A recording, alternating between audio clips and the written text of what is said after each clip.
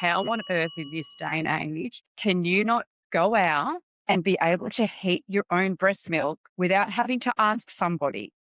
You can do whatever you like, but you can't copy my brain. At the end of the day, they're mums. I knew that this would help them. My name is Elysia Krstevski and I'm the founder of Mekė Baby. And on this episode of Add to Cart, I talk about how I'm scaling into retailer, all within the time of having 3 young children and a child who is 1 year old. 4 months after having her son, a competitor turned up and copied Mekė Baby. Not loosely, it was the product, the website, the ad copy, all word for word. Elysia Krstevski sent the cease and desist, started down the legal path, and then dropped the whole thing because it was slow and it was exhausting. Instead, what she did next was actually fascinating. She called a very famous bloke that she went to high school with to borrow his private jet and took a different approach. And she tells us about that today. Elysia is the founder and CEO of Mekė Baby, the Melbourne brand behind Australia's first portable milk warmer. 4 years ago, she couldn't have told you what e-commerce meant. She'd spent 15 years in musical theatre, starting as a receptionist at 21 and working her way up to co-CEO of a company with 6,000 students. 15 years of putting on shows, and you can actually see all of this background in the way that she markets her brand. Mekė launched in April 2023, did around $500,000 in its first year, sold some product into the UK, New Zealand, and Singapore, and last month went into Baby Bunting stores nationally. She's in this year's top 50 people in e-commerce. She's the face of Australia Post's Big Boss Energy campaign, and she's a mum of 3 who put her latest product live while she was in labour. In this episode, Elysia talks about handing early prototypes to some of the biggest names in the country at the point where most founders would still be holding back on giving them out. And she talks about the Baby Bunting buyer who told her they had no data on her category at all because it didn't exist yet. She also admits she'd quite happily go back to the simpler world of the 70s, which is a pretty interesting position to hold when you sell a rechargeable, temperature-controlled tech product to be sold online. Now, just quickly, before we get into today's episode, I want to say a big thank you to our partners at Shopify and at Klaviyo for making Add to Cart possible. We really do appreciate their support of the show and helping us bring this to you. And if you want the cheat sheet from this episode and every episode that we release, head on over to addtocart.com.au and sign up for our newsletter. We send the cheat sheets out on the day that every episode is released, so you never miss a takeaway or a lesson from one of our e-commerce episodes. All right, let's get into today's show. Here is founder and CEO Elysia Krstevski from Mekė Baby. Elysia, welcome to Add to Cart. Thank you, Nathan. I'm very happy to be here. Stoked that you are here. I feel like I'm seeing you everywhere at the moment. The star of Australia Post new campaign. Look out. Oh, well, that's the plan, isn't it? That's so good. How do you get involved with that? To be honest, I've had an ongoing relationship with Australia Post from the very early days at the local post office. And then they've obviously supported the growth. So at the top 50 e-com, I just started by the way. chatting with a few people there. Thank you. And from that, I think I just built the right relationships and they've really supported the growth. So yeah, they wanted me to champion them, I guess. And do you get free postage for a year or something? Oh, absolutely. God, I wish. That would be a great deal, wouldn't it? It'd be a fantastic deal. I've never seen them do deals like that. Anyway, I can say this, you can't. Let's get into the Mekė story because I think it's just a fascinating story. Like you said, top 50 in e-commerce last year. What number did you come in at? I think it was like 45. Just say 1. 1 is the answer there. Oh, well, top 10's the next goal, right? So good. So tell me, was e-commerce always on the cards for you? Did you see yourself here today as, top 50 in e-commerce? No, absolutely not. I didn't even know what e-com was, I don't think 4 years ago. If you were to tell me what does that word mean, I wouldn't even know because I was that far away from it. So I come from a musical theatre background. I was a CEO for a musical theatre company where I worked for over 15 years. Wow. Awesome. Yeah. And what were you doing there? CEO? So I started off as the receptionist. So I was there when I was 21 years old. And then I was, pretty much there for the entire growth of the business. So worked my way up to CEO, co-CEO. We had over 6,000 students. Wow. And you just saw that as your career. You just like, well, that's going to be me. Yeah, it was quite unusual because it was my dream. Like I had worked in that role, like it was everything I ever wanted, basically. So for me to leave that position to go and do this was sort of something that I never thought that I would do. Can I just say, this is the best thing ever because you might have heard a bub crying in the background. I can just see Yeah. over your shoulder someone picking up children in Sorry, the and background. it's probably coming through. And I love it. I love it because like we were trying to get the sound right before you're like, I'm in the warehouse and you got kids in the background. I'm like, this is perfect for your brand. This is awesome. So what was the moment where there must have been some big idea that you were like, okay, Look, I think it was never sort of to start a side business or anything like that. I think for me, it was really realizing that there was a serious gap in the market that would solve problems for a lot of people. Like, how on earth in this day and age can you not go out and be able to heat your own breast milk without having to ask somebody? Like, it's the worst thing asking people. yeah, well, you would have to ask a cafe for boiling water or you'd need to look for a microwave. Like you actually cannot heat your own express breast milk. What Yeah. on earth is this? So then did that trigger, like obviously I feel like as a parent, and I'm not even breastfeeding, but as a Yeah. parent who's been a dad trying to find somewhere to heat up bottles and stuff like that, I think everyone may have had an idea of like, wouldn't this be great to have heated up milk on the go? How do you transition from an idea into something? Oh, I just relentlessly researched. I cannot tell you the amount of hours that I spent. Like I went looking for it. So we were at the grocery store during COVID. So we weren't allowed to touch anything, sit on anything, do anything. And I remember my daughter Amani was screaming because I couldn't feed her in time. I had mastitis, so I was unable to physically breastfeed. I couldn't heat her bottle. And I was like, I never want to be in this situation again. I never want to be so out of control. So that night I just went Googling and I was like, there's nothing that actually does this. Like how? And so then that I just went into a rabbit hole and that was the start of my whole new life. And did you start with a design or did you start with understanding if the tech was available? Did you start with suppliers? Yeah, yeah. Obviously, I knew what I wanted it to do. I wanted it to have a tank and I wanted to be able to pour the liquid into the tank because there were sort of other similar products where you could twist your own bottle on, but everyone would say that they leak, so they were very unreliable. I wanted it to be something that, you could put your own breast milk into it and it would be really fast, but it would also protect the milk because of how precious breast milk is. Yeah, that makes a lot of sense. And so what does the design and the range look like today? So basically, we don't have the original milk warmer that we launched with because we have just continuously upgraded and made improvements and catered for what the feedback was. So multiple babies, larger serves, faster heating, the ability to keep cold. So we have sort of stayed laser focused on the feeding category rather than being like, I'm going to bring out a sterilizer and I'm going to bring out this and I'm going to bring out that. We've just really wanted to get this product right. Okay. And how many products in the range? So we've got 3 hero products at the moment, and then we have the accessories to support them. Okay. And in terms of having that idea and then going out and finding a manufacturer or even a designer for that initial prototype, where did you start? I just started looking at all the baby manufacturers in China because I originally did look into what we had available here, and it's just not possible. They don't even have the options to do the testing here.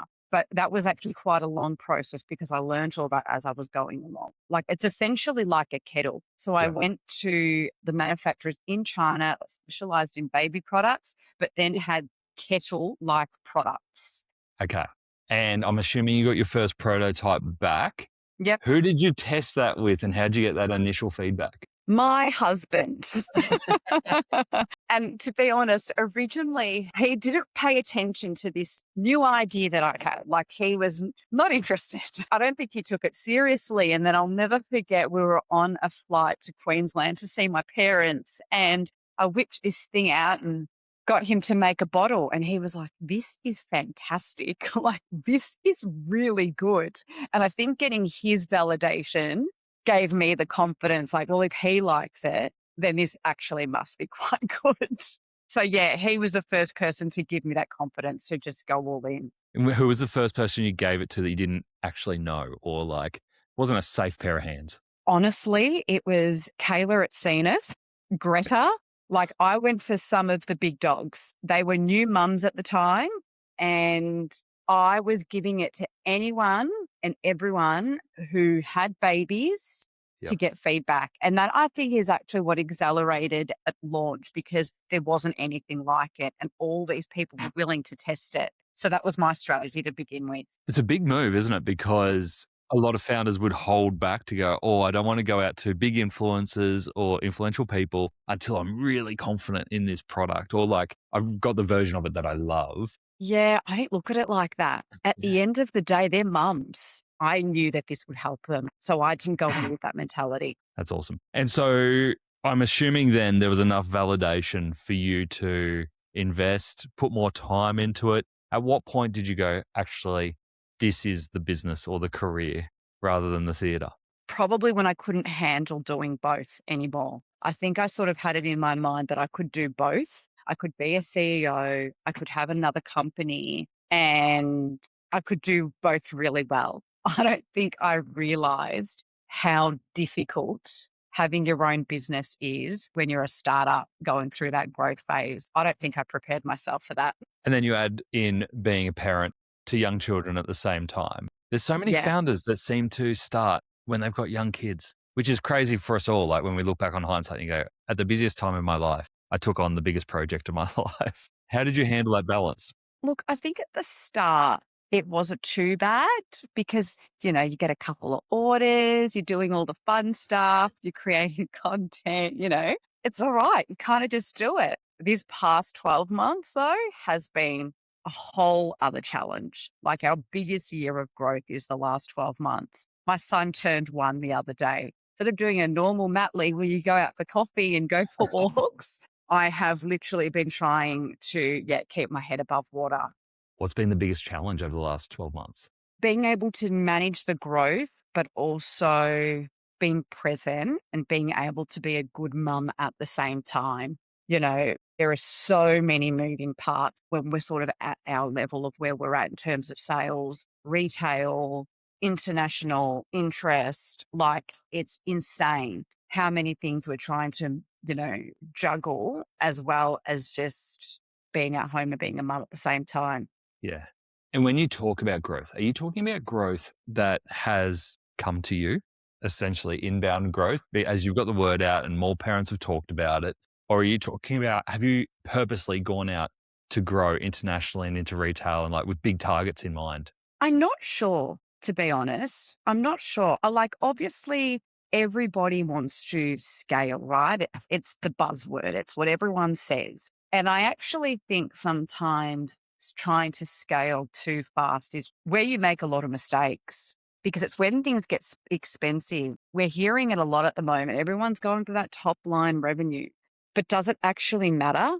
So I Yeah. think what I have realized in the last 12 months is growth means something else. I'm trying to grow sustainably, profitably, which is why retail and just now recently going into Baby Bunting feels like the right thing to do, because you've got a retail partner that is specifically in the space that we want to be in, where our audience is going. So I'm no longer having to spend ridiculous amounts on Meta to constantly chase that 3 ROAS, where it's like once you really factor in cost of goods, warehouse, staffing, the ATO, all of those things, like, I think I've just realized that scaling on Meta is no longer what I'm looking for.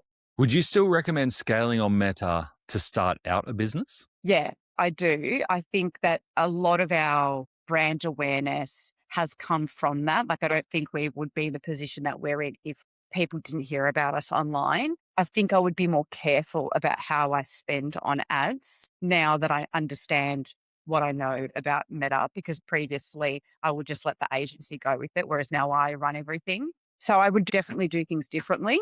There's a lot of founders who are doing that, who have had ads with agencies. And instead of even taking them back and putting a team in charge of them, they're getting under the hood and doing it themselves at a founder level. When we're talking about the limitation of time, especially when you're trying to balance work, family, everything else, there must be a pretty big payoff for you as a founder learning the meta operations. Yeah, I think you have to. I think if you're an e-com brand, I think you have to learn it. Like, I don't actually think there's any way around it anymore because you know your customer better than anyone else. Yeah. You really see the numbers. You see what each ad is costing you. And I think once you start to understand those numbers, the month ahead makes so much more sense. You're not going in blindly. So you're using that understanding of meta to understand everything from demand planning to inventory, like, because it's almost the base of all the demands. So it flows onto everything else. So if you get that right, you can control the rest of your business. Yeah. Yeah. Like, I'll just give you an example, but like one of the most common questions we're getting at the moment in our DMs is, can you heat frozen breast milk in the milk warmer? So if I had an agency, they probably wouldn't see that side of it, right? So I'm seeing that this is such a frequently asked question. So now I've just literally taken that question, turned it into an ad, launched it last night. It's already had sales. That's smart.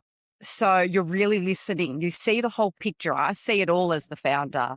So I'm now using that as my engine. Okay, that's really great. Well, what else did you change when you first got that account back from the agency? I'm going to say I made some mistakes. But you can, like, that's the beauty of meta. You can make the mistakes. Yeah, look, I think it's obviously very different. And I had a great agency for about 12 months. And I've also had terrible ones. But I think looking back at the agency that I had, they were great for the period of time. And I think also Meta changed quite a bit. Whereas now the algorithm is doing the hard work for you and it's all about the creative. And as I mentioned earlier, because I come from a creative background, I'm getting really creative with our campaigns and also with our ads. So that's probably what I've done differently is I've really focused on the creative and how I can be clever with it. Here's a tricky one for you. How do you maintain 6 different drinks brands, each with its own personality, heritage, and audience, without blurring them into one big beige mega brand? Kind of sounds like a Bush family reunion. That was the puzzle for Casella Family Brands, the family behind Yellowtail and Australia's biggest family-owned drinks company. Wine, beer, spirits, ready to drink, they all needed to feel distinct. Their answer was Klaviyo. Instead of just email, they built what the team calls a customer relationship engine. 60 lifecycle flows across 6 brands that respond to what each customer is actually doing. Browsing sparkling, different experience to someone deep in the Shiraz. First timer, different again. And it works, with automated flows now driving 43% of Yellowtail's Klaviyo revenue and a 35 times ROI across the portfolio. 6 brands, 1 engine, 0 fights. Head to klaviyo.com/au and see how brands like Casella are doing it right. Your socials are really good and you can tell that you enjoy doing the creative process. How do you wire your brain to kind of do the creative side of it? And like you said, be really responsive when you see customer queries or opportunities come through to go and create content and turn into an ad, turn into sales versus all the boring parts of business. Yeah, look, I must admit, like that is the shiny object thing for me. And I'll tell you a wild story. But when I was 4 months postpartum, now 4 months postpartum is a shocking stage. And we had a competitor that killed me. Like I was devastated by this competitor because when I say they replicated absolutely everything from the website to the product to our copy to the ads, like everything was like for like. And obviously we had the legal team and we went down that process, but it was exhausting and it really got me.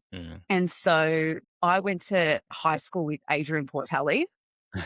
He was in my year level. So I messaged him and was like, I need your jet. And literally in a week's time, because I knew we were about to launch a new product, in a week, I had this custom designed, extravagant black dress made. I had a jet, I had a Lamborghini, I had this whole campaign that was Like, it was ridiculous for a baby brand. But we literally launched like a little mini film launching our Black range for Black Friday. And that's what I say with my creative brain, that if something hits me, I will turn it around and I will go to the extremes to take it to that next level. I am interested in that call or that message with Adrian. What was his response when you're like, this is my idea, this is why I need your jet? I think he understands the competitive landscape. And he understands the thing of like, no, I'm not going to let you win. I'm going to do something that you can't do. And I think that was my whole theory. It was like, you can copy the website, you can try and copy the product, you can do whatever you like, but you can't copy my brain and Yeah. the creativeness, that I bring to the brand. So I think for me, it was like, I just felt better spending money on doing something like that rather than going down the whole legal process. Yeah. So you didn't go legal? No, I dropped it. It was too exhausting. And in the end, Yeah. I don't even know if they're selling the product anymore. It'd be pretty hard to keep up with. So, we set the cease and desist. So we went down that path. But yeah, I don't even know where they are now, to be honest. That's a good thing. You're like, who cares? Yeah. Do you worry though about people like, say, for example, Kmart? We've seen them ripping off left, right, and center recently. Do you worry because you're a premium price product? Do you worry about others trying to rip off and take some of that market? Look, it's always going to happen, especially when there's been so much market validation. It clearly is a product that people need. So I'm never going to be the only one in the world.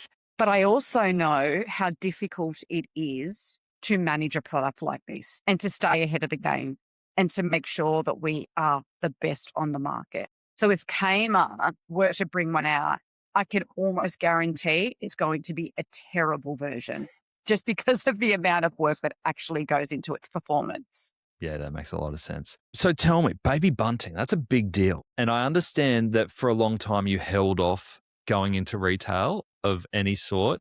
What was the moment that opened your mind up to signing a partnership like this? I spoke to Baby Bunting in the very early days, and they actually said it was at an awards night.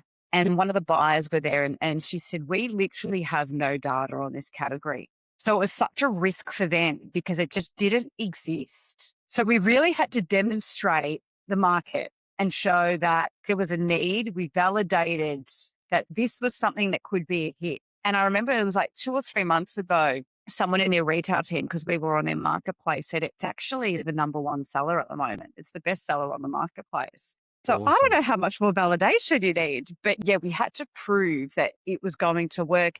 And I also wanted to be very confident in the product. I also wanted to ensure that we were ready to launch and we could handle it.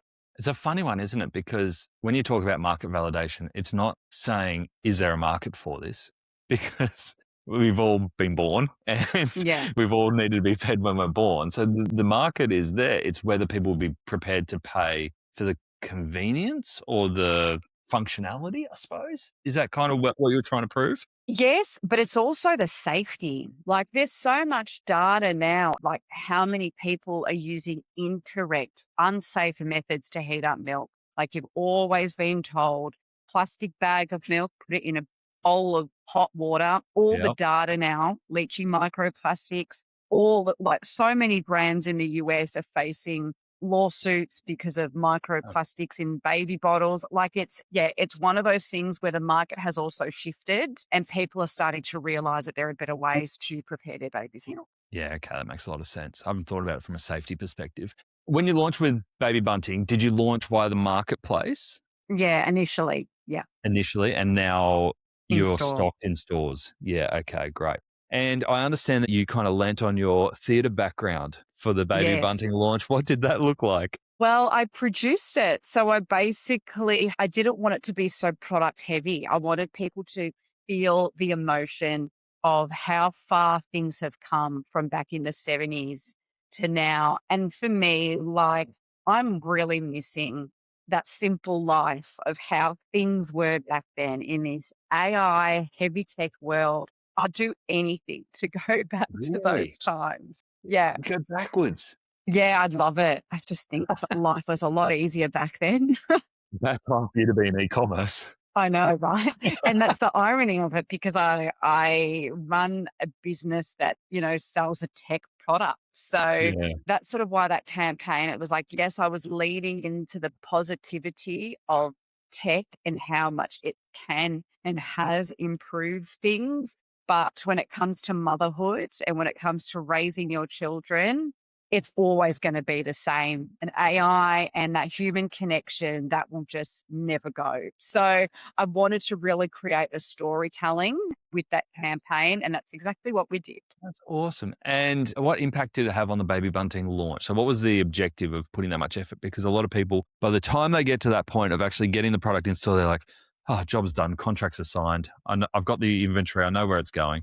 They don't often do the big campaign or the big announcement. Did it have a material impact on those first few weeks? Well, as far as I'm aware, they were selling stock before it even made it on shelf.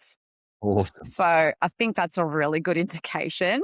I think our brand reputation and awareness is the strongest it's ever been. So I don't think that doing a campaign like that goes to waste because you are attracting people to watch your content for a positive reason. You're not trying to sell them anything. We don't talk about features. The product actually isn't the hero.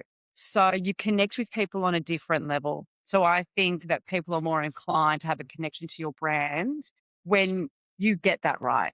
Is there a big part of this where you actually need to stand out? You need to get attention because you've got mums at that stage for such a limited time. Like the decision window is actually fairly small compared to other products in the market where you could have 20 years where people could buy your product. Do you have to really cut through to get them in that moment?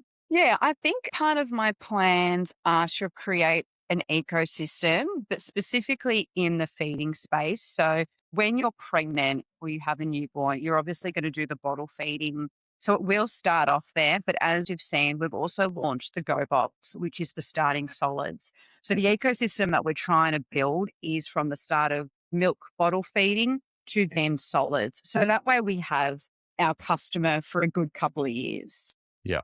And word of mouth, really important for you.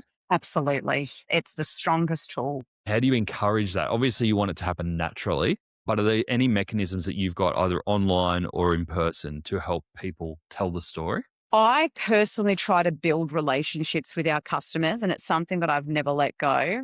And I was listening to, I think it was the founder of Muscle Nation, and he was saying that the customer service is the most underrated thing that people talk about. And I've always agreed with that because even like my social media team, they're like, stay out of the DMs. We've got to respond professionally. And I'm like, no, I want to talk to these people. And I've kept that going. Sometimes I'll jump in on the emails or I'll jump in on the DMs because you need that relationship. And some of those people that I used to speak to back then, some of our biggest cheerleaders in the community still. That's So cool. it's something I don't think I'll ever want to let go of. I think it's extremely important. You're not going to hand customer service over to AI? No. That's a Nah. big no. Yeah, nah. I think you can use AI to help you sort out your inbox and pull out the most urgent, like I'll run through Claude, like what are the top 10 issues that have come up this month? Or, who hasn't had a response rate in 48 hours? I'll use Claude to do jobs like that, but I won't do the automated email response. No. Yeah. Okay. That makes a lot of sense. I'm keen to understand that customer journey. So we've talked a lot around Meta and how you're getting attention and doing the word of mouth and raising awareness and using Meta ads as an engine. Once people get to the Mecca site, how do you think about that from a journey perspective? Because you do have different benefits. Like you said, you've got safety, you've got functionality, you've got convenience. How do you think about that user journey once they get onto the website? What are the key elements for you? Good question. Does it help that I'm doing a crow audit at the moment? Maybe No, I'll send that to you and I'll let you know. Look, it's one of my biggest challenges at the moment, especially because when we had one product, it was a lot easier to communicate. We now have two products that essentially do the different things that have been designed for different purposes. And so what we're finding is that we're probably confusing people more on which product to buy. So then it has dropped our conversion because they stay in the funnel for a while trying to figure out which one do they need. So one of our winning ads is actually an ad that explains the difference between the two products. Okay. Because our product requires so much education, people really go and do their research. It's not an impulse buy. The customer journey is challenging for us at the moment because we are really trying to work out how we educate our customer from start to finish so they're confident with what they've purchased. Yeah, I'm having a lot of conversations with people around this at the moment where if we think back 5-10 years, we were sending everyone to a homepage and hoping that customers work it out for themselves. Yeah. And then moving towards categories, sending to category pages. But I feel like even then that overwhelming choice is too much, especially when you're coming from Insta or TikTok, where you've come from a really entertaining environment. Your brain's not probably functioning at full speed, and then you've still got more choice ahead of you. It's like, actually, we have to be really specific around just sending them to one product and not trying to get them to shop around or question it too much. Just get that conversion straight away. Yeah, yeah. And also, like, people don't want to read. People don't want to Yeah. read anymore, but it's a product that you really need to explain. So it's trying to find that balance of not looking too infography, but also being able to explain the product in enough detail that people understand it. So yeah, it's an interesting one because we had a website that I thought was terrible. We've turned over to this brand new website that I think is better, but our conversion has dropped. Oh, wow. So now we're trying to work out why. Why has that happened? So, but it changes. It changes all the time. So, yeah, I'll let you know when I Yeah, figure it out. that'd be great. You'll get all this data back from the Crow and you'll be like, oh, I'm even more confused than I was before. Yeah, yeah. And you talked about customer service. I can imagine returns and refunds. Just how do you handle that for your kind of product? Look, it's not too bad. It's not too bad. A lot of the times it's user error. I mean, it's an electronic, so there's always going to be problems. It's a lithium battery. So it's like an iPhone. If you don't charge it correctly over time, you're going to have issues. People don't read the manual, things like that. But it's something, again, that customer service and our parents is my number one priority. So I'll always go above and beyond to ensure that we can assist our customers. And that has worked in my advantage. I know there are a lot of businesses that are extremely tight on their processes, and I don't think it works in your favor at all. The market is shifting, costs are climbing, and the pressure to do more with less is very real. But when resources are tight, you can rely on Shopify, the platform that's consistently first with new capabilities. Shopify invests significantly in R&D and drops more than 150 updates every year, evolving with you and absorbing complexity so that you can focus on what moves your business forward. From AI-powered insights to the world's best converting checkout, Shopify is designed for the next era of commerce, helping you sell more, scale faster, and future-proof your brand. Build for what is next with Shopify. Visit Shopify for Enterprise to learn more. Yeah, I know that you put a lot of effort into your parcel and your packaging experience. Do you use a lot of that to try and, like you said, no one reads the manuals. So do you try and use some of that to do that onboarding experience? Yeah, I look at the baby industry like what the cosmetic industry, so beauty was like before Mecca and Sephora were a thing. When things were really dated, like the old school L'Oreal and Maybelline, and then Mecca and Sephora came along. I find the baby industry is a little bit like that. So you've got these really old school brands that just don't speak to the modern parent, quite dated. And I have come in with this fresh boldness, which is why my campaigns, my creative, my packaging, all of that is talking to the new age mum. I love it. It reminds me a lot of what the Memo are doing. Yes. Well, which we are also stocked in the Memo, which is why I think, our branding goes hand in hand. They're also really great partners.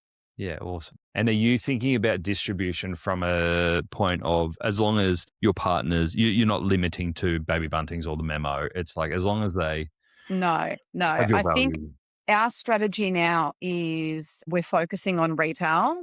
I'm probably going to pull back on the online unless I'm focusing on new products. Okay. Or say, for instance, like the Go Box, as we haven't really touched that space enough. The Go Box is a product that can heat your lunch. So whether you're a tradie at work, whether you're a mum who's got swimming classes after school, like it is a product that suits the entire family. So I think that is something that I'll focus on next for the online space a bit more. But as far as the milk warmer goes, that will more be retail. And then we'll look at the international space next. That makes sense. I understand that you're already selling in the UK, New Zealand, and Singapore. Yeah, so we started, so New Zealand, we sell quite a lot. With the UK and Singapore, we put on hold just because trying to manage cash flow and inventory when our growth here has been so significant was really tough to manage. So that's why I wanted to focus on getting here right, getting Australia humming. And then next year, that international space is where we will really put all of our focus on. That makes a lot of sense. Obviously, you've got inventory. You've got to be able to keep up with demand. What's your biggest concern outside of that for expanding into other territories? Inventory. Yeah, just inventory. Are you warehouse in one spot here? Well, here we have a warehouse, but we obviously won't look at that. So overseas, we're either looking at doing 3PL from China or a distribution model, which is something that we're exploring at the moment. I'm hearing that coming up so much at the moment of Yeah. one 3PL out of China to service the rest of the world. Yeah. Have you looked at the commercials behind that and whether that stacks up? It's actually not too bad, but once you factor in all of the other costs that you're saving, for me, it makes the most sense. And the interesting thing about the way that they do it is the 3PLs over there print your labels as if they're coming out of the same country. So if you're in the Yeah. US, you think you're getting it from the US. So I don't think there's any harm in doing it that way. And I suppose your turnaround then, if you need inventory, is really quick to get to the customer. Yeah, we'll have it sitting there, ready to go. Fantastic. Do you think the US is a big opportunity? Are there competitors that are already there? Look, there are a few competitors everywhere, but it's not too different from here. So it's the same type of brands who I think haven't filled the gap that we fill. Yeah, okay. That makes sense. Tell me more around how you're using AI because I loved that you said that you wish we were in simpler times and we can go back. But at the same time, one of the things that I've heard you say is that you just don't remember running your business without it. Yeah, I know. I hate it. We're trapped. We're trapped. Life will never be the same. You mentioned being able to put customer queries and feedback into Claude and pick out the key themes and areas that you've got to address. Where else do you see the dependency on AI? Manners, like I need to delete it off my phone. Yeah, look, I do rely on it a lot. I use Manners, I use Claude, I obviously use ChatGPT, and I also use it for creatives. But we are becoming, I think, very dependent on it. And I think that's part of the issue is we're not going to know a world without it. I know. So it has sped things up dramatically. Things are far more efficient. Talking through numbers and strategy and all of that, like it's a whole new way of working, isn't it? Do you find as a parent, and I have this conversation all the time, like I've got no idea what my kids will be doing for work or how they'll be working in they're going to hit the workforce in 10 years time less. It's wild because the way I've worked is changed. It's Terrifying. totally different in 2 years. What Yeah. I'm doing today is I'm sitting in my office talking to my computer all day. 2 years ago, I would have looked at what I'm doing and go, you've gone loopy. It's wild. I just don't know what it'll look like. How do you position that? It's impacting every space. So film, photographers, editors, like what space is it not impacting other than human connection? We're just going to live in a world with robots and full of data centers. So it's terrifying how quickly things are evolving. And with young kids, that's what scares me. But then, I have become dependent on it in my business. I was like, can you imagine it disappears tomorrow? What will I do? Well, I haven't seen any AI or robots that can produce human milk yet. So that's probably a good thing for you. Yeah. Oh, well, I'm sure it's coming. That's some sort of moat for you. Yeah. Now, you said that the last 12 months were some of the toughest because obviously got a 1-year-old and you've had tremendous growth. What are some of the coping strategies that you've put in for you and your family to try and maintain that kind of balance to make sure everything's thriving at the same time? I think all working parents would just love to understand your perspective on that. Well, you're assuming I've got it all figured out, and I don't. You look like you've got it figured out. Oh, look, my husband and I are sort of trying to implement strategies at the moment. So I think for us, it's having work hours. So we don't have childcare. We don't have a cleaner. We don't have that external help. So I sometimes feel like I am literally working 24/7. Like I don't remember the last time that I did something for myself, Yeah. and I think that is not a good place to be. So I think the strategies that we're trying to implement is so with growth, with the stage that we're at now. So if you've got that wholesale revenue line coming in, you've got the online revenue line coming in, you can kind of predict and forecast a little bit more accurately. Whereas with online being so dependent on online sales sometimes that things fluctuate. So the cash pressure has made me feel like that I need to work harder. The second that I stop, it could all come crashing down. And so I've gotten myself in this, I guess, unhealthy cycle of feeling that way and not feeling in control at times. So what I'm trying to obviously do now is structure the business so things are more predictable, and I treat the business like I would treat a 9 to 5. And I think when you are a founder with a young family, you don't have that luxury. People think leaving the 9 to 5, you're going to have all this flexibility when you're actually just working 24/7. So the steps that we're going to take is treating work like work and home like home, and trying to keep the conversations relevant to the space that we're in, because me and my husband now are doing this together. We're with each other 24/7. We also don't want to talk about work Yeah, yeah, yeah. 24/7. And that was the cycle that I was getting in, becoming almost obsessive and not allowing my brain to shut off. And I can imagine too, when you've got young kids and you've got a business like that, the times where you get to talk to each other uninterrupted are pretty rare. And you've probably got all this Yes. stuff around the business in the back of your head. That's the stuff that comes out first rather than life stuff. Yeah. And you're on the phone. You're on the phone all the Yeah. time. And I don't want my kids to have to see that. Yeah, that makes a lot of sense. All right. So with this new perspective on work, life, family, what does the next 12 months look like for you?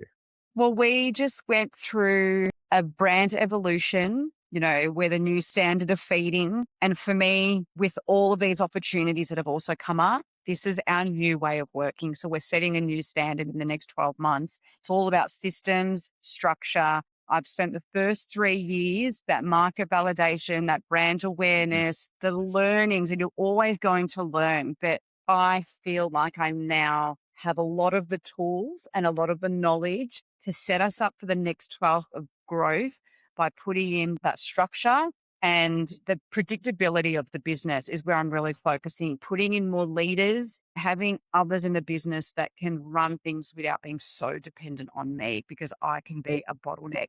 That's exciting. That feels like that next step change. You've got through the startup phase, you've got through the scaling stage, and now it's in that sustainable growth stage. Yeah, I think it's really important. Yeah. Elysia, it's so good. Thank you so much for coming Thank on. We hadn't you. met each other beforehand, but we'd run in the same circles. I saw you on the top 50 night, and then I saw you pop up again on the AusPost campaign. I was like, oh, we've got to have a chat. So thank you so Oh, much for coming on. thank you, Nathan. It's been a pleasure. A lot of fun. Thank you so much, and look forward to seeing everything that you do, and hopefully the bots don't take you over. I hope not. Thank you. Take care. Look, I know I said offhand that I'd never seen an AI or a robot that can produce human milk yet, but who knows? AI moves fast. Maybe by the time this episode comes out, it's happened. If it's happened and you've seen it, let me know. I'm always curious. Anyway, there's much bigger lessons to come out of that episode than talking about AI and robots. We have 3 big lessons there. Let's get into them. First lesson is that your next ad ideas are probably hiding in your DMs. The question landing in Mekke's inbox constantly at the moment is whether you can heat frozen breast milk in the warmer. Elysia only knows this because she reads the DMs herself, and an agency sitting outside of the business might never actually see it or might never action it. She took the question, turned it straight into an ad, and launched it that night and had sales in the morning. So go and ask whoever manages your customer service what they're typing out most often this week. Then put that answer in front of people who might want to see it in an ad. Better yet, if you haven't been into your DMs for a little while, go check out how people are really talking. The second lesson is that your customer data is an asset in retail negotiation, and it's the one asset that most retailers can't match. Elysia met a Baby Bunting buyer at an awards night early on and was told more or less, we actually have no data on this category at all. And while that wasn't a no, it was a risk that they couldn't price. And this is where direct-to-consumer brands hold something a retailer often doesn't have. She knows who buys, at what point in the pregnancy, what they ask before they commit, and what they come back for. She has a really good view over the whole D2C journey. A buyer will often see a shelf, a scan number, an anonymous customer, and try and piece that information together. So rather than holding out for shelf space or waiting for a retailer to prove that there's demand for a category or a product, Elysia went in through their marketplace first, became their number one seller on the whole marketplace, and then that got her into stores nationally. So before you pitch to a retailer, work out what data you're sitting on around the customer and the demand that they might not have, and then work with them to prove and take the risk out of that purchase for both sides. And the third lesson is that the right time to put your product in influential hands is often before you are proud of it. Most founders sit on a prototype until it's perfect. And by then, the novelty or the passion can sometimes be gone. Elysia handed hers to some of the biggest names in the country while it was still early, because her read, and rightly so, was that they're real mums with busy lives, and if it makes feeding easier, then it makes feeding easier. There was nothing else on the market that did what it did, so everyone else said yes, and that's what accelerated the whole launch. Keep in mind that influencers often want to be people bringing those new inventions to the forefront first, so there's value in going early for them as well.